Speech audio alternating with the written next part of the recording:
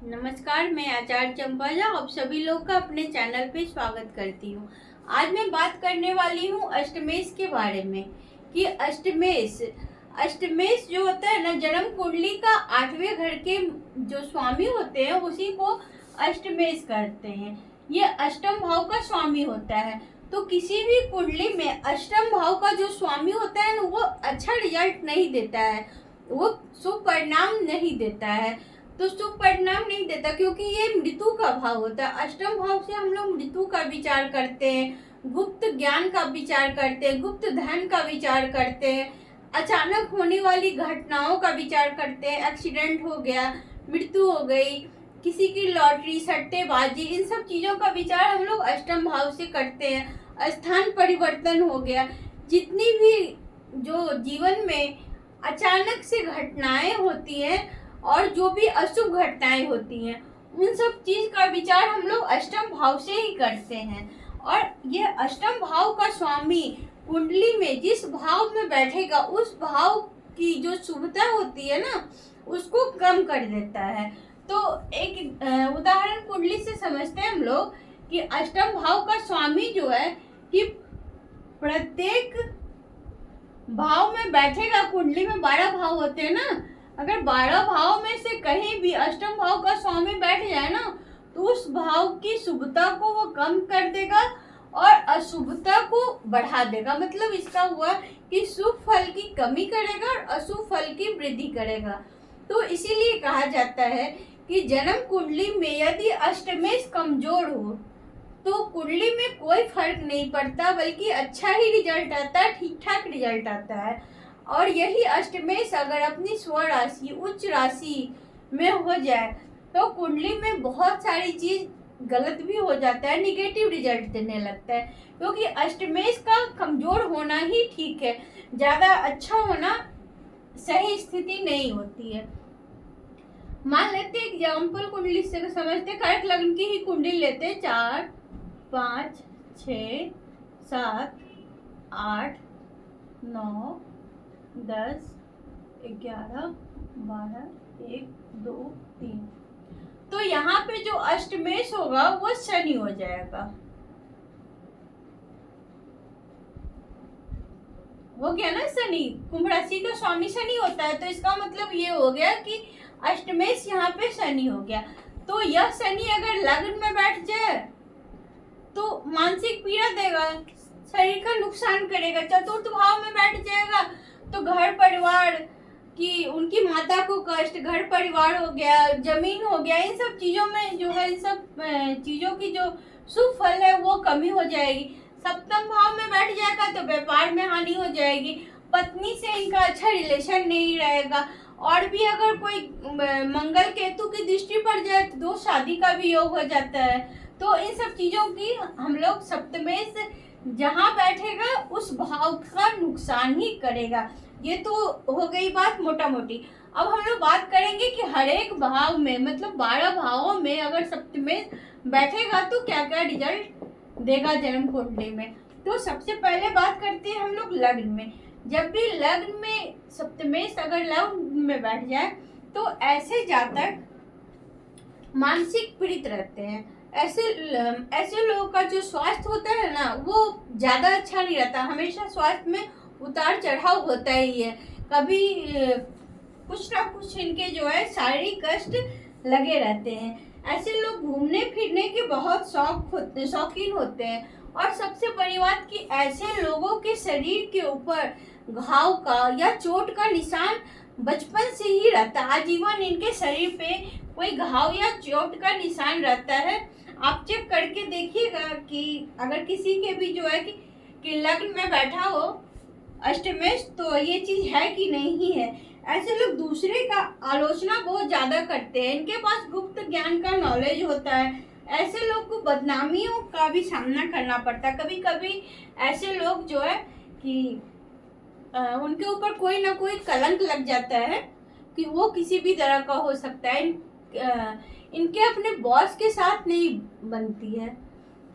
अब हम लोग बात करेंगे कि यही अष्टमेश अगर कुंडली के द्वितीय भाव में बैठ जाए तो क्या हो। इसी कुंडली को लेके चलते हैं, ये शनि हो गया ना अष्टमेश, तो अगर यहाँ बैठ जाए तो क्या रिजल्ट आएगा? अगर कुंडली के द्वितीय भाव में अष्टमेश जाके बैठ जाए तो ऐसे लोग की जो वाणी होती है ना वो अच्छी नहीं होती है, बहुत मतलब आवाज तेज होता है, और उनको उनकी आवाज के कारण उनके परिवार में, उनके कुटुंब में कोई उनको पसंद नहीं करता है। ऐसे लोगों को नेत्र आंखों की समस्या हो सकती है, दांतों की समस्या हो सकती है, क्योंकि ये सेकंड हाउस है ना, तो सेकंड हाउस को हम लोग आंख, दांत और वाणी इन सब चीजों का कारक माना जाता है। ऐसे लोग का जो मतलब घर परिवार होता है ना वो उनसे दूर रहते हैं, वो अपने कुटुंब से दूर रहते हैं ऐसे लोग। अब हम लोग बात करते हैं कि कुंडली के तृतीय भाव में अष्टमेश बैठ जाए तो क्या रिजल्ट देगा। यदि किसी भी जातक के तृतीय भाव में अष्टमेश जाके बैठ जाता है तो ऐसे लोग पराक्रमी कम होते हैं। इसका मतलब ये हुआ कि वो लोग ज्यादा हिम्मती नहीं होते, ज्यादा मेहनत नहीं कर पाते हैं ऐसे लोग, क्योंकि जहाँ भी अष्टमेश बैठता है तो वहाँ की हानि करता है, ये तो पहले ही आप लोग जान चुके हैं। तो ऐसे लोग हिम्मती बहुत कम होते हैं, पराक्रमी नहीं होते, ऐसे लोग अपने छोटे भाई बहन से नहीं बनता है, लेकिन ये दीर्घायु होते हैं। अष्टमेश अगर तीसरे भाव में बैठ जाए तो ऐसे लोग दीर्घायु होते हैं। अब बात करते हैं चतुर्थ भाव। तो चतुर्थ भाव में जब भी अष्टमेश बैठते हैं ना तो उनको जो है कि अपने घर परिवार में सुख शांति नहीं रहता, उनको वहां पे आनंद नहीं आता अपने घर परिवार में, क्योंकि उनके घर परिवार में कलेश का वातावरण बना रहता है। उनको अपने जमीन से, अपने वाहन से सुख की प्राप्ति नहीं होती। सबसे बड़ी बात है कि इनकी माता का स्वास्थ्य नहीं सही रहता है। इनकी माता ना हमेशा शारीरिक कष्ट से परेशान रहती है, कोई ना कोई इनको हमेशा समस्या बनी रहती है, कोई ना कोई बीमारी इनको लगी ही रहती है। अब बात करते हैं पंचम भाव। जब भी कुंडली के पंचम भाव में ये अष्टमेश यहाँ बैठ जाएगा ना तो इनका जो पढ़ाई होता है, ज्ञान होता है ना, वो बीच में रुक जाता है, ब्रेक हो जाता है कुछ समय के लिए। वह ग्रह की और ग्रहों की दृष्टि और दशा अंतर दशा पर निर्भर करेगा, लेकिन इनका जो पढ़ाई होता है ना बीच में रुक जाता है। ऐसे लोग के पास इतिहास की नॉलेज होती है, पुरानी चीजों का बहुत ज्यादा नॉलेज होता है। ऐसे लोग अपने प्रेम में असफलता को प्राप्त करते हैं। जब भी अष्टमेश पंचम भाव में बैठेगा ना तो ऐसे लोग अगर किसी से उनका अफेयर वगैरह हो जाए तो ऐसे लोग सफल नहीं होते हैं। इनको अपने संतान की तरफ से भी काफी कष्ट होता है।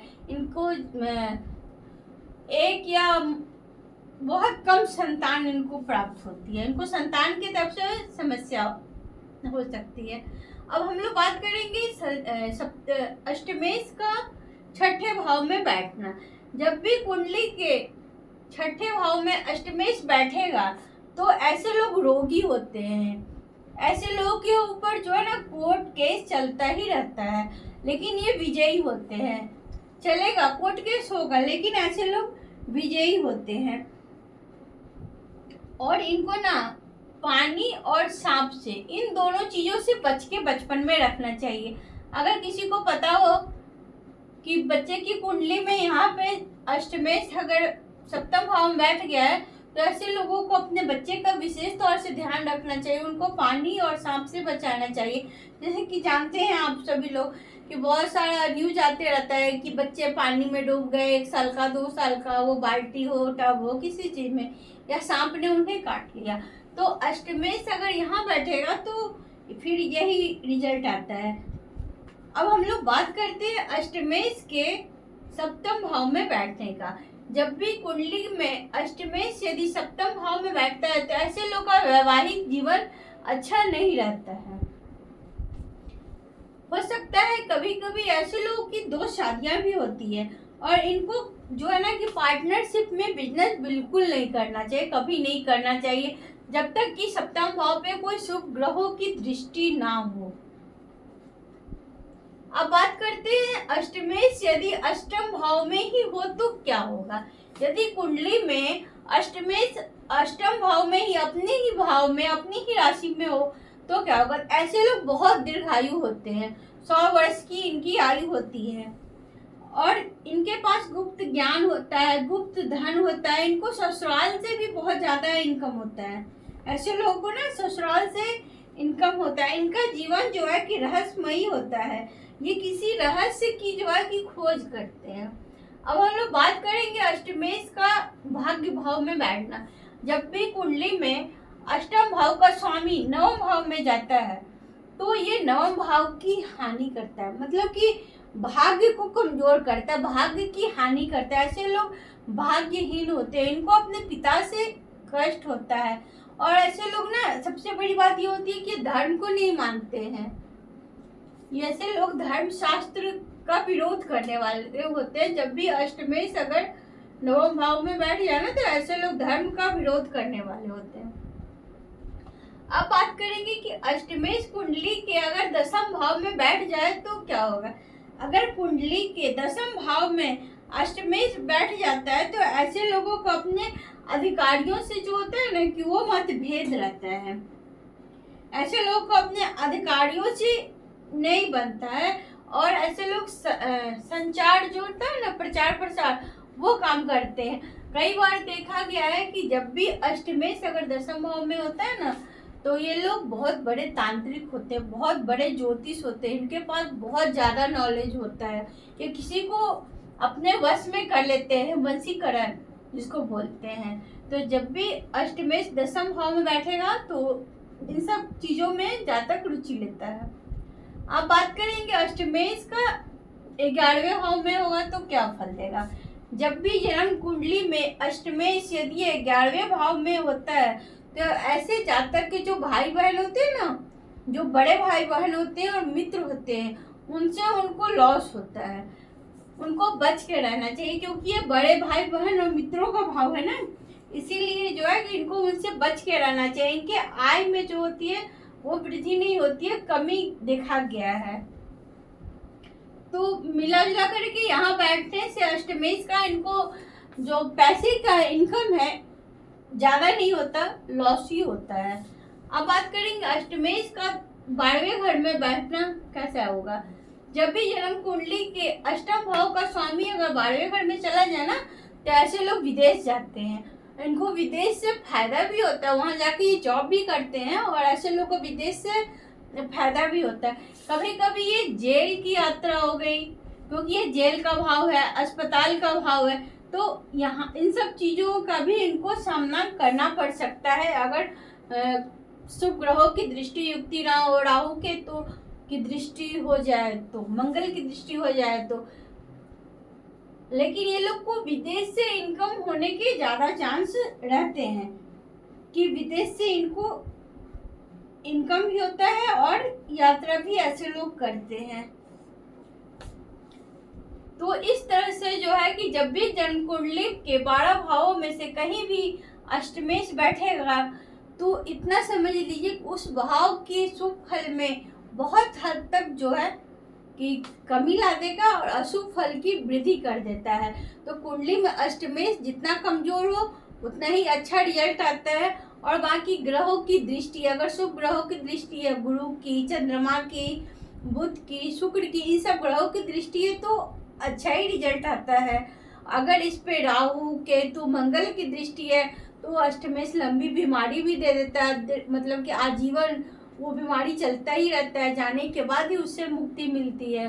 तो इस तरह से अष्टमेश के बारे में आप लोग को कैसा लगा, आशा करते हैं कि ये वीडियो ज़रूर अच्छा लगा होगा आप लोग को। मिलते हैं अगले वीडियो में किसी नए टॉपिक के साथ। हर हर महादेव।